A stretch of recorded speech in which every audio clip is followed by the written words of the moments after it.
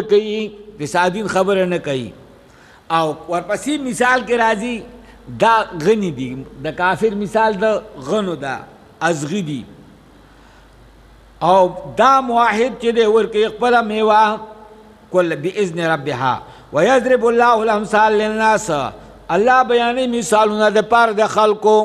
الله د خلکو د پاره مثالونه بیانوي لعلهم يتذكرون د دې پاره چې دو پن واخلي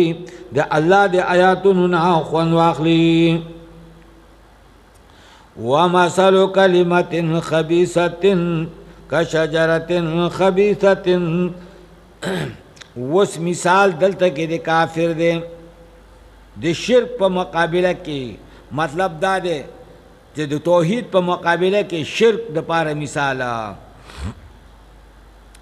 مثال داغه کلمې خبیثی